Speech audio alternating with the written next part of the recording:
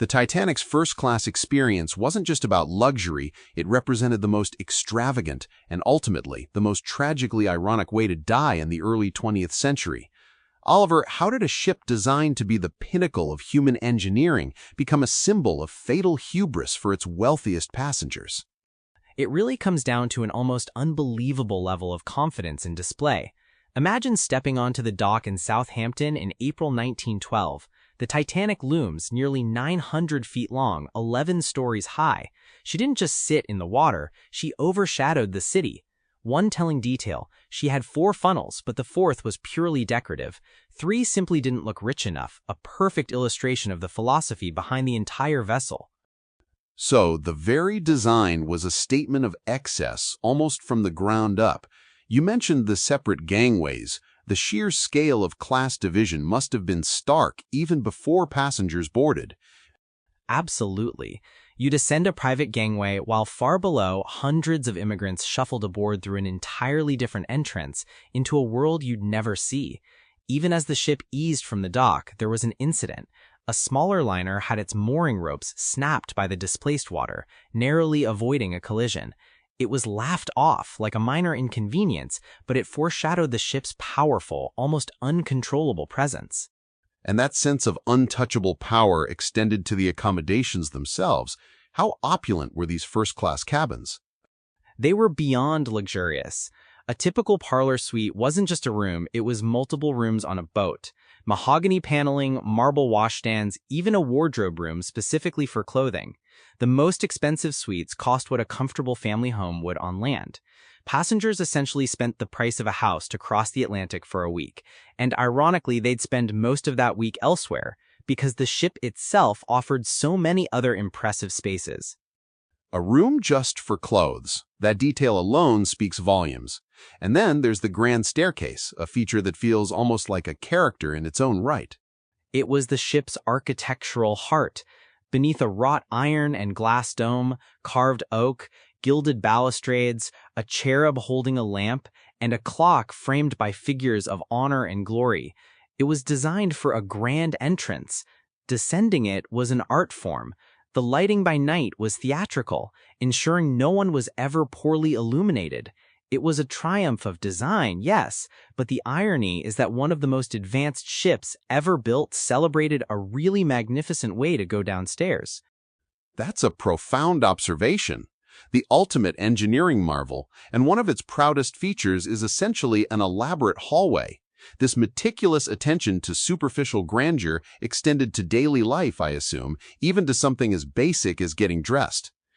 For first-class passengers, dressing was a staffed operation.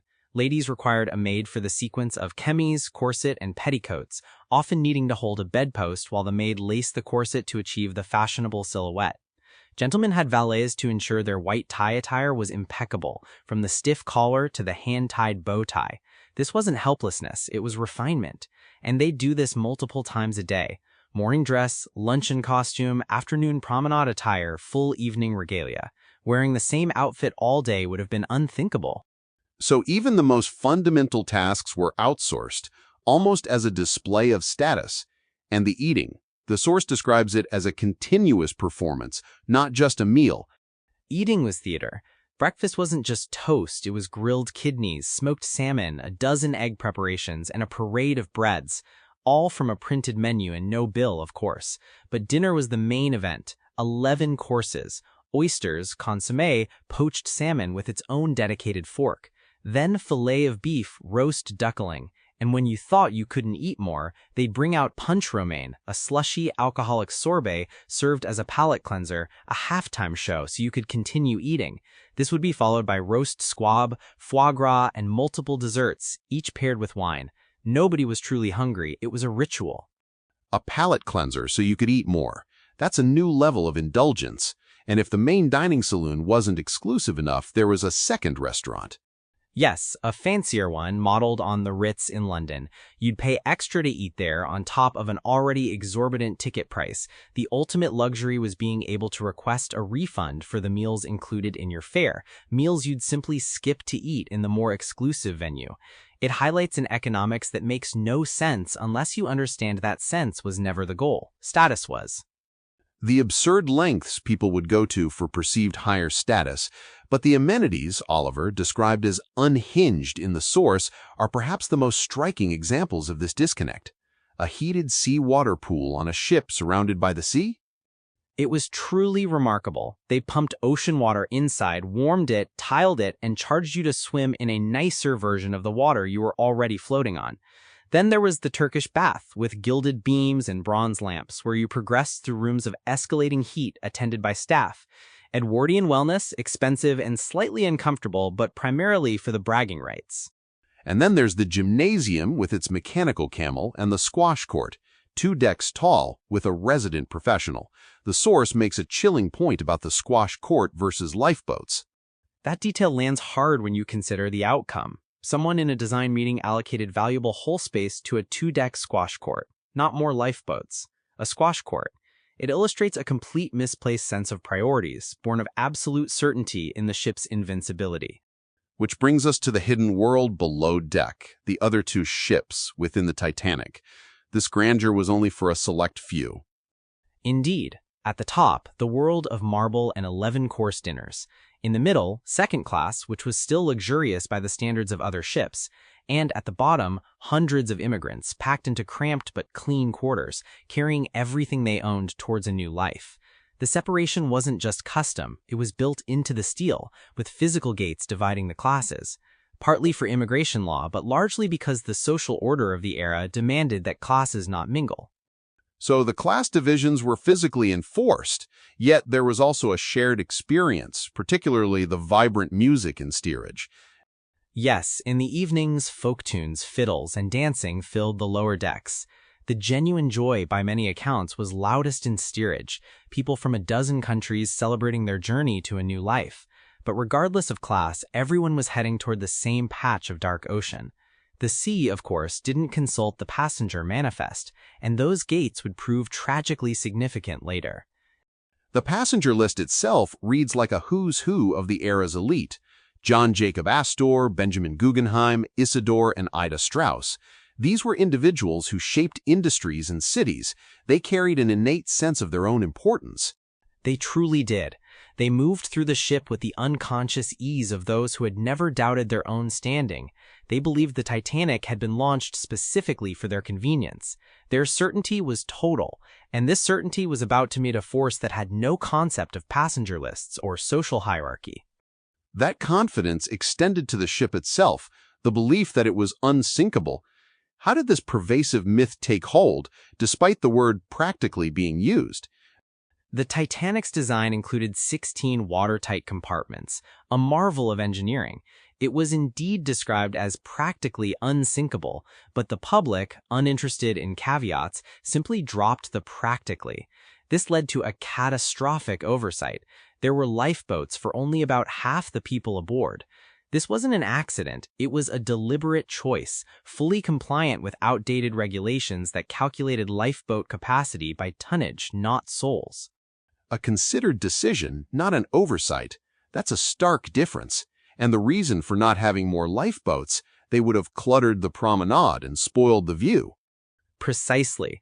The confidence that the ship couldn't sink led to the carelessness of not providing enough lifeboats. And the lack of lifeboats further reinforced the belief that the ship must be unsinkable, otherwise why would they allow it? The confidence and carelessness fed into each other, each excusing the other. This confidence, it turns out, was the most costly thing on board.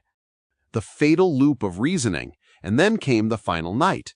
Warnings from other ships about ice, but those warnings were often buried under mundane messages from the first-class passengers.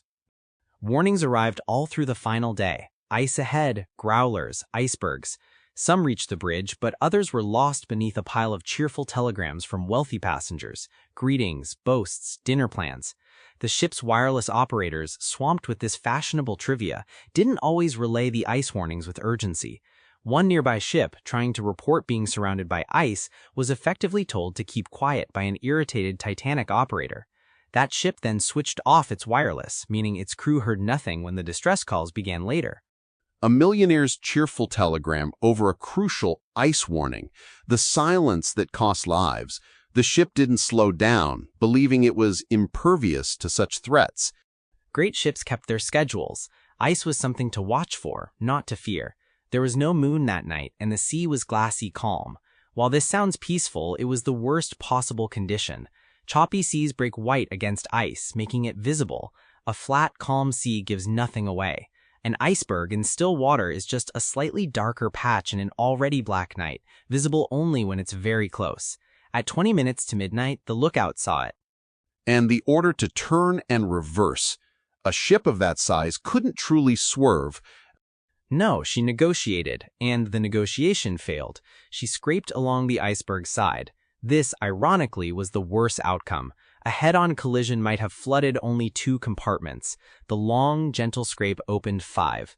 The contact itself was almost imperceptible, a soft shudder, a few seconds of grinding.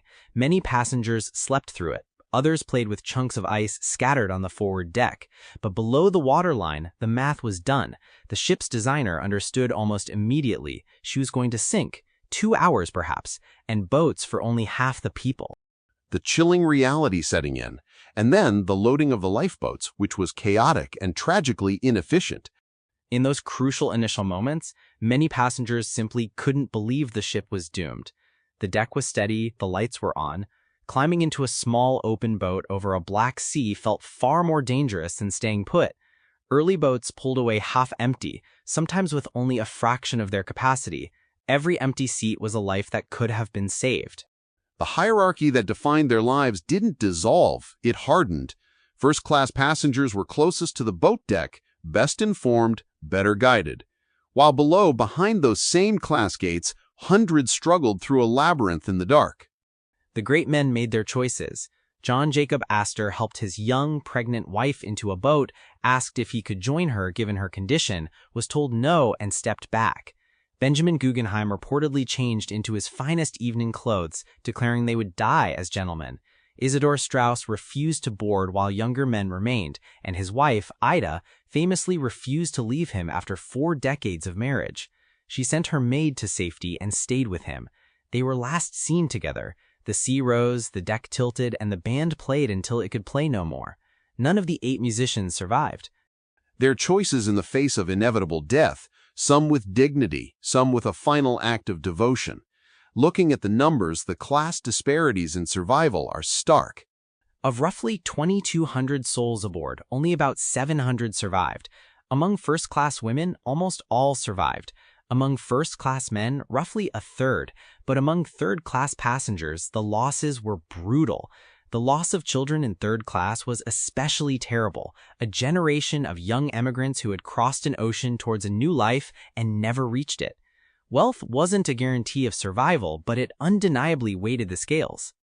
The Titanic, then, becomes a powerful, tragic narrative about human pride, the illusion of invincibility, and the stark realities of social stratification, all meeting the indifferent force of nature. It's a reminder that beneath all the grandeur and confidence, we're all, ultimately, fragile. Indeed, they were only people in the end, proud, hopeful, and certain of tomorrow, just as we often are. They believed they had finally outbuilt the sea. The richest and the poorest slipped into the same dark together, divided all their lives, but joined at the very last by the same fundamental human fragility. If this discussion resonated with you, consider sharing it with someone who appreciates exploring the deeper stories behind historical events.